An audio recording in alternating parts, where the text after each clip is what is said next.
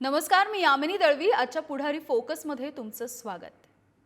पहाटेपासून मध्यरात्रीपर्यंत प्रत्येक मिनिटाला प्रत्येक तासाला महाराष्ट्रामध्ये सध्या बातम्या गाजतायत त्या फक्त आणि फक्त मनोज जरांगे पाटील यांच्या आंदोलनाच्या, त्यांच्या रोखठोक वक्तव्यांच्या, सत्तेला धुडकावत त्यांच्या आक्रमकतेच्या, पण त्याच वेळी संयम आणि शिस्तीचा सल्ला देण्याच्या. अनेकदा असा जनप्रक्षोभ चेतवला जातो, जन आंदोलन भडकतं, पण काही काळातच ते थंडावतं सुद्धा. सत्ताधारी ते मॅनेज करून सुद्धा मोकळे होतात. मनोज जरांगेंच्या आंदोलनाच्या बाबतीमध्ये मात्र तसं घडताना अजिबात दिसत नाही. उलट हे आंदोलन अधिकच पसरतंय, व्यापक होतंय, लोकांचं समर्थन वाढतंय. त्यामुळे आजवर लोकांचे नेते म्हणून मिरवणाऱ्यांचे धाबे आता चांगलेच दणाणले आहेत. समाज बळावरती सत्तेला हलवू शकणाऱ्या एका सामान्य शेतकरी पुत्राचं नेतृत्व कसं घडलं, त्यांची रणनीती नेमकी काय आहे, ती कशी घडली, या सगळ्याचा वेध घेऊया आजच्या फोकसमध्ये.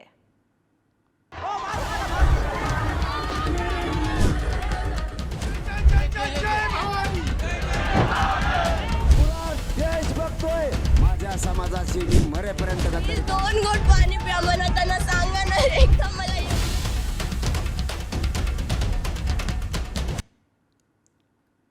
तर या सगळ्याच्या संदर्भात मंत्रालयाच्या बाहेर काल सुद्धा आंदोलन झालं आणि आज सुद्धा सर्व पक्षीयांनी आंदोलन केलंय. कोण आहे त्यामध्ये? तर त्यामध्ये ते सर्व आहेत ज्यांना लाखो मतदार निवडून देत असतात. ते सर्व आज पक्षभेद विसरून एकत्र आलेले आहेत, एकवटले आहेत. त्यांची मागणी एकच आहे, मराठा आरक्षण द्या. आणि ते सुद्धा मनोज जरांगे पाटील म्हणतात तसं टिकणारं आरक्षण. तकलादू तर नकोच नको. आजवर राजकीय नेते अजेंडा ठरवायचे आणि तसं लोक करायचे, तशी आंदोलनं सुद्धा व्हायची, नेत्यांचं राजकारण सुद्धा साधलं जायचं. मात्र आता हे वेगळंच घडताना दिसतंय. एक शेतकरी पुत्र जालन्याच्या आंतरवाली सराटी सारख्या छोट्या गावामधून राज्याला हादरवतोय, राज्याच्या सत्ता केंद्राला हादरे देताना दिसतोय. अरे कोण मत देत नाही, अरे कोण मत देत नाही. नरेंद्र मोदी साहेबांनी निर्णय दिलाच पाहिजे, नरेंद्र मोदी साहेबांनी निर्णय दिलाच पाहिजे. नरेंद्र काही या ठिकाणी रास्ता रोको देखील करण्यात आला, जवळपास गोदाकाठ परिसरातील. तर नाशिकमध्ये सुद्धा अशाच पद्धतीचं आंदोलन करण्यात आलं आणि निफाडमधल्या चांदोरीमध्ये, चौफुलीमध्ये चक्का जाम करण्यात आलेला बघायला मिळाला. माध्यमातून त्यांना या ठिकाणी ताब्यात घेतलं जात आहे आणि एकूणच जर बघितलं तर या ठिकाणी वाहनं जाऊ दिली जात नाहीये. या ठिकाणी तरुणाई जी आहे ती आक्रमक झालेली आहे आणि या सगळ्या पार्श्वभूमीवर ही दृश्य आपण बघत होतो. नाशिक मधली हे सगळे तरुण आक्रमक झालेले होते.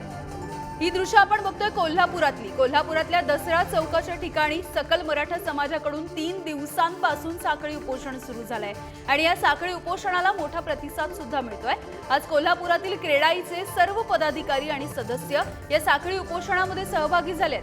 शिवाय सकल मराठा समाजाला आता कोणत्याही परिस्थितीमध्ये आणि लवकरात लवकर आरक्षण द्यावं अशी मागणी सुद्धा यांनी केली आहे.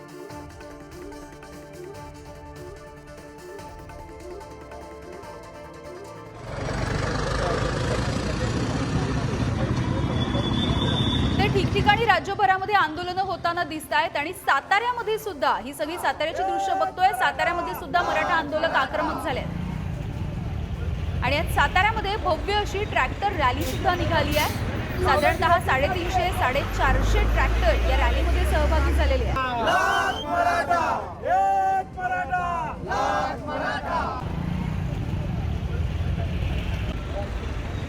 तर ठिकठिकाणी ही सगळी आंदोलनं होताना दिसत आहेत. काही ठिकाणी रॅली काढली जाते आणि ही काही दृश्य आपण बघतोय. वेगवेगळ्या ठिकाणी आंदोलनं, साखळी उपोषणं सुरू आहेत. नंदुरबारमध्ये 65 वर्षीय गुलाब मराठे हे 8 दिवसांपासून आमरण उपोषण करतायत. सध्या गुलाब मराठे यांची प्रकृती काहीशी खालावलेली दिसते आहे. तर दुसरीकडे आपण जालन्याची दृश्य बघतोय. तिकडे जालन्यामधल्या बदनापूरच्या कंडारी या गावामध्ये 75 वर्षीय पांडुरंग सिंगारे हे सुद्धा आमरण उपोषण करताना दिसत आहेत. तर आणखी काही दृश्य आपण बघतो आहोत, तर ती आहेत नाशिकमधली. नाशिकमध्ये मराठा आंदोलक नाना बच्छाव हे सुद्धा मागच्या 5 दिवसांपासून आमरण उपोषण करताना दिसत आहेत.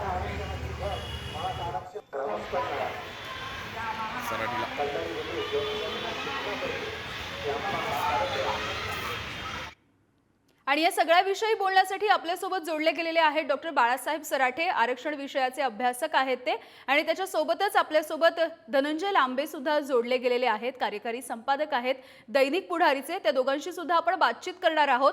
मात्र सुरुवातीला आपण सांगूया की मनोज जरांगे ज्या पद्धतीने घडले त्याच पद्धतीने त्यांची रणनीती सुद्धा नेमकी कशी घडली आहे.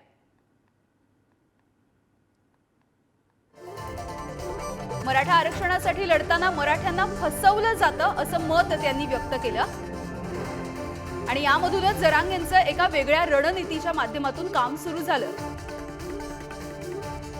गोदा तीरावरच्या 123 गावांमध्ये त्यांनी स्वतःहून फिरायला सुरुवात केली. गावकऱ्यांशी गप्पा गोष्टी केल्या, संवाद साधला आणि त्यांना आरक्षणाच्या हक्कासाठी जोडून घेतलं.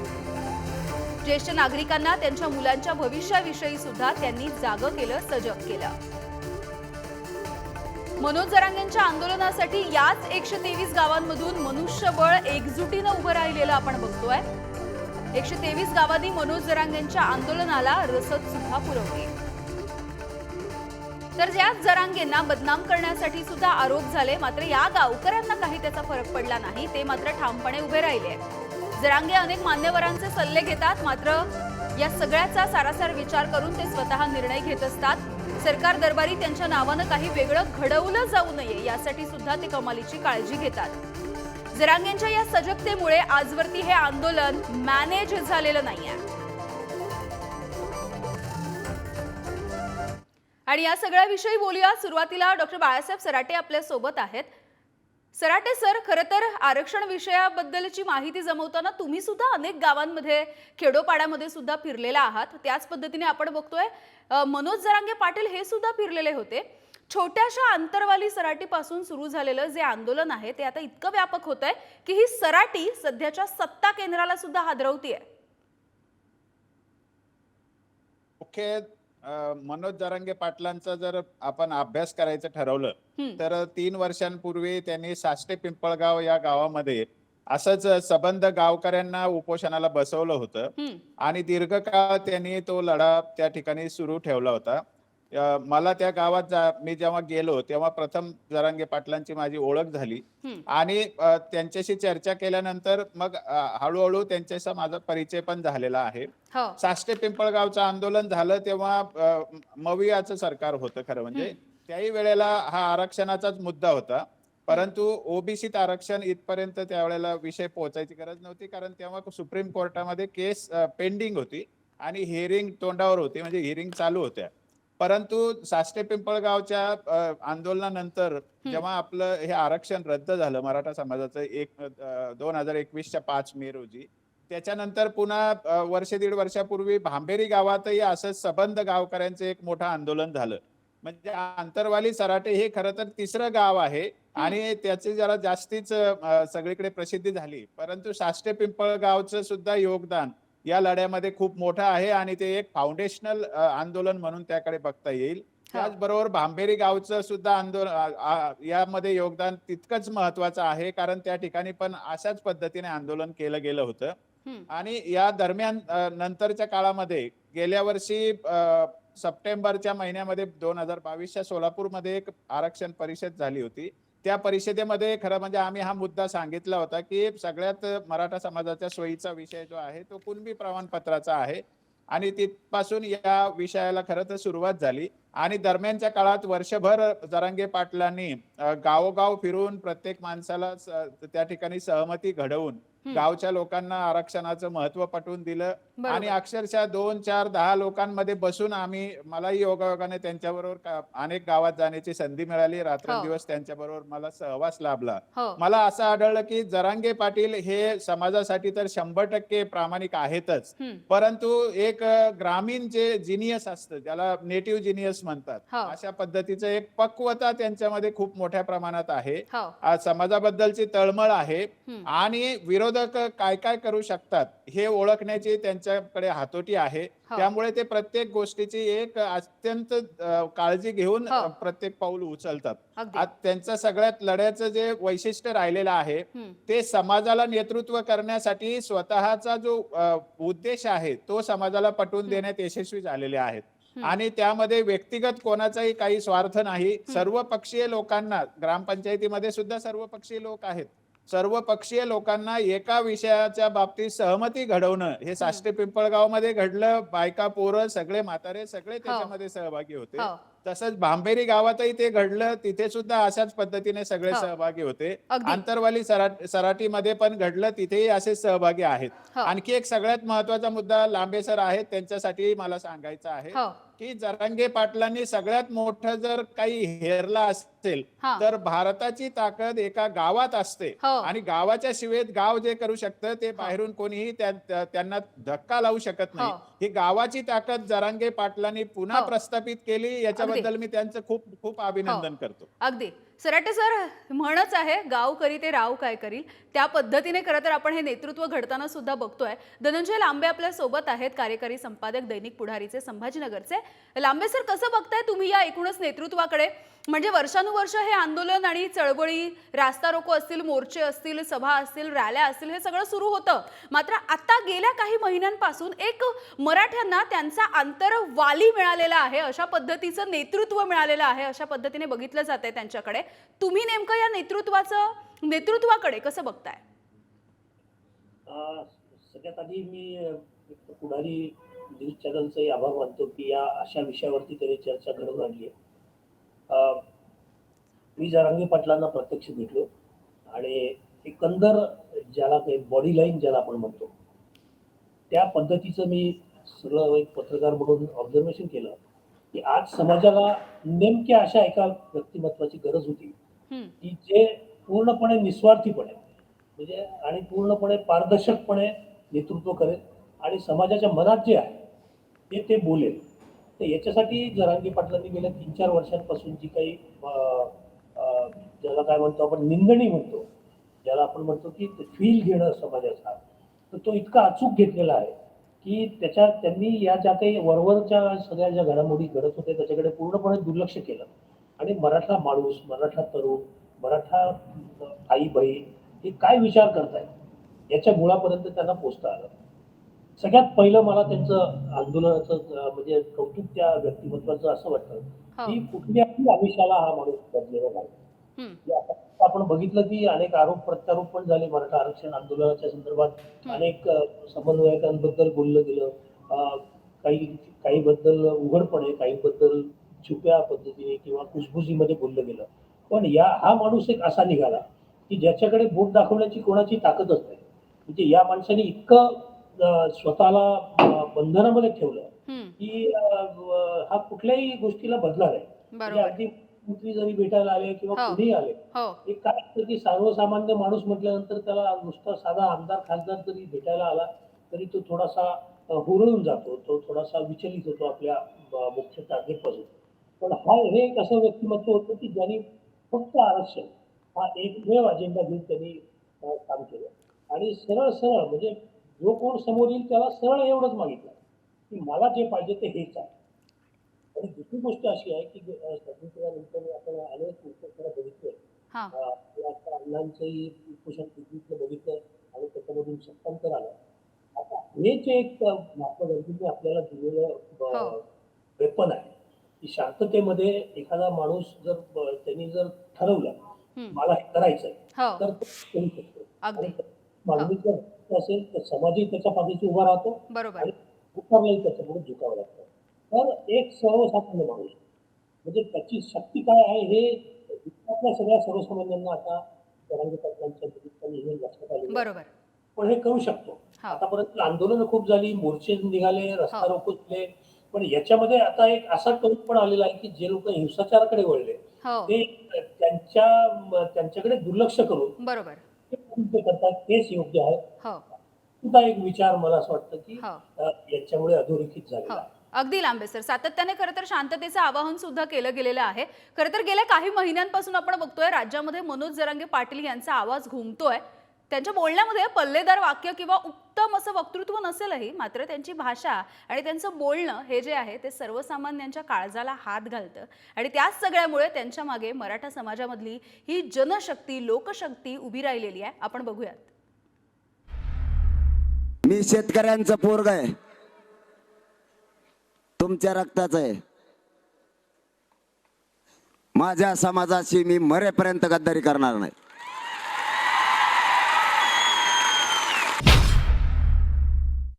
आरक्षण सांगितलं ते कसे देत नाही ते बी बघू, त्याची काळजी करू नका. त्यांच्या छाताडावर बसून घेऊ, त्याची काळजी करू नका.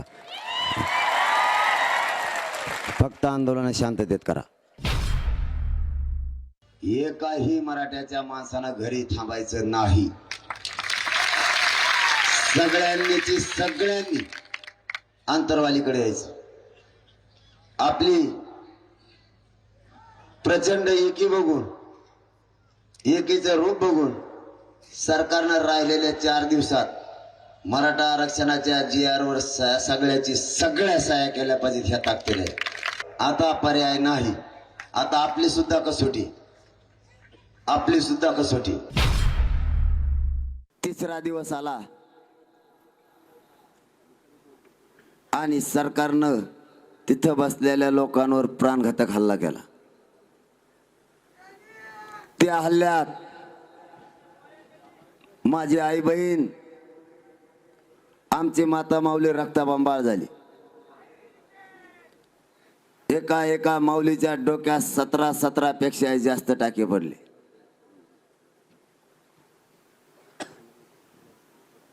पोरांच्या पोटात आणि छातीत 35 गोळ्या घुसल्या शरीराच्या. परत महिन्यात लागलं का मग कार्यक्रम हा उलटा असतो. मग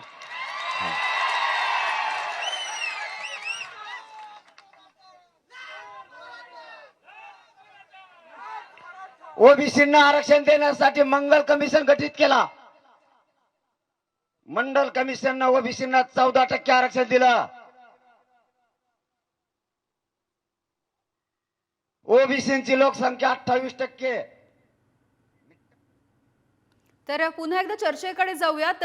सराटे सर आपल्यासोबत आहेत. सराटे सर, आपण बघितलंय की मागचे जे काही 3-4 वर्ष होती तेव्हा या 150 गावांमध्ये ते फिरले होते, 123 गावांमध्ये ते फिरले.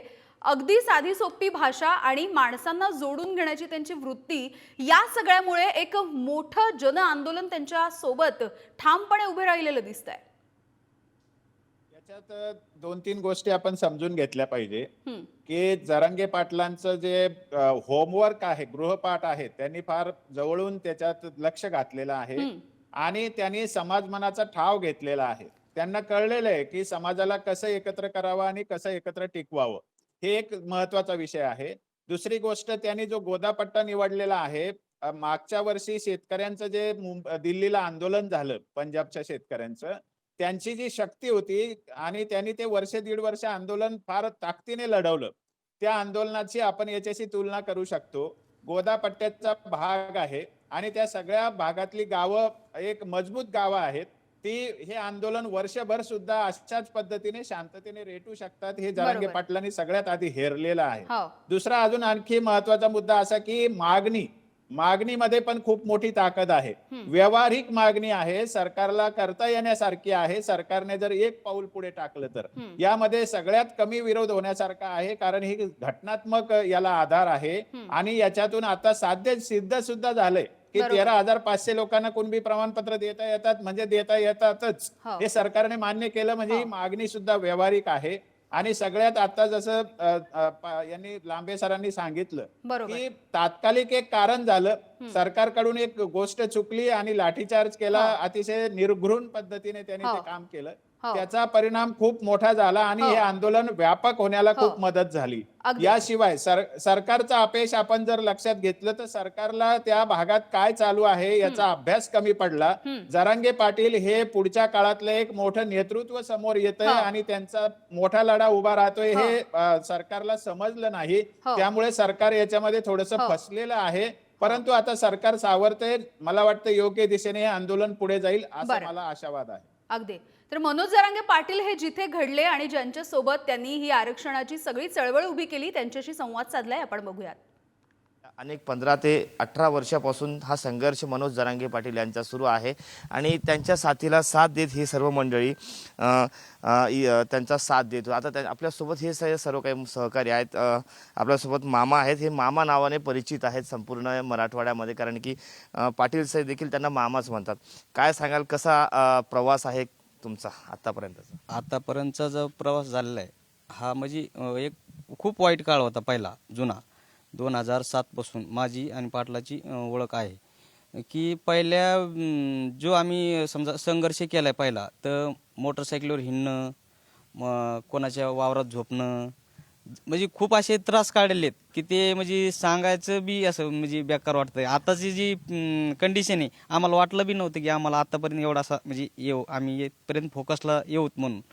पहिला म्हणजे सगळं की जे आंदोलन केलं शहागडला निवेदन द्यायला जाणं त्या टायमाला आम्ही स्वतः 100 रुपये गोळा करून पेट्रोल टाकून अंबडला जायचो, जालन्याला जायचो, लोकांच्या घराघरापर्यंत जाऊन सांगायचो की बाबा आपलं आरक्षण कशासाठी पाहिजे, का पाहिजे, आपल्या लेकरासाठी हे भविष्यासाठी पाहिजे. आणि अडचणी खूप यायच्या. लोक आम्हाला म्हणजे स्वतः व्यक्ती आमच्या घरचे पण आम्हाला त्रास द्यायचे की नको आहे तुम्ही हे काय करताय, कामधंदे सोडलेत, बाकी तुम्ही समाजासाठी करतात पण समाज तुम्हाला साथ देतोय का, पण आम्ही हे बघितलंच नाही. अगदी शेवटची एक कमेंट घेऊया. आपल्यासोबत धनंजय लांबे सर आहेत. लांबे सर, आपण आतापर्यंत बघितलं की शेतकरी पुत्र, अगदी सर्वसामान्य घरातला माणूस, ते आरक्षणाचा योद्धा, इथपर्यंत खरं तर अशा पद्धतीचा हा प्रवास आपण बघतोय. यामधली महत्त्वाची गोष्ट म्हणजे त्यांचा प्रामाणिकपणा जो अजूनपर्यंत त्यांनी टिकवून ठेवलेला आहे. हे सगळ्यात मोठं बलस्थान तुम्ही मानता का? हो, हे कुठल्याही आंदोलनातलं एक अत्यंत महत्वाचं असं बलस्थान आहे आणि प्रामाणिकपणा त्यांच्यातला बघितला आणि सरकारने तो जोखला, तो समाजाने जोखला, तेव्हा त्यांना हे मोठेपण प्राप्त झालेलं आहे.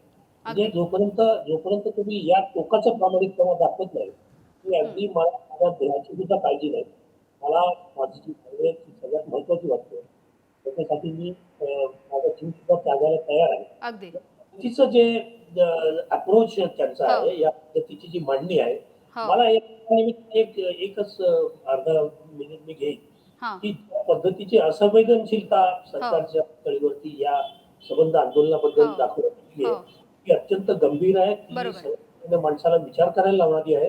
कारण पहिल्यांदा जे आमरण उपोषण त्यांचं झालं होतं त्यावेळेसच सरकारच्या लक्षात यायला हवं होतं की हे प्रकरण इतक्या सहजासहजी घेणं आपल्याला त्याचं कारण असं हा माणूस एकदा बसला की 15 दिवस हा उपोषण करतोय, म्हणजे सुद्धा एक लिमिट असते. अगदी लांबे सर, त्यामुळे एकीकडे व्यापक स्वरूप या सगळ्याला प्राप्त होताना दिसतंय, तर अजून दुसरीकडे सरकार अजूनही चाचपडताना दिसतंय. तुम्ही दोघांनी सुद्धा वेळ दिला, तुमच्या दोघांचे धन्यवाद. आणि आजच्या पुढारी फोकस मध्ये वेळ झाली आता इथेच थांबण्याची. पाहत रहा पुढारी न्यूज.